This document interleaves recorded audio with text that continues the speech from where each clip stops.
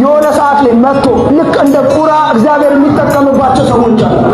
የሚመጡ ሰዎች አታውቋቸው። እኔ ጸልያለሁ በተለይ ማንገናኛቸው በሆነ ነገር ማንገናኛቸው ጸልያለሁ።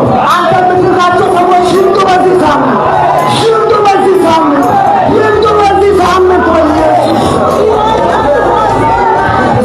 ይመጣሉ ወይማካቸው እናንተ በፖዚሽን የማትገናኟቸው እናንተ በዘር የማትገናኟቸው በቋንቋ የማትገናኛቸው ጸልያለሁ። የተራቡ ሰዎች እንጦላችሁ የተራቡ ሰዎች እንጦላችሁ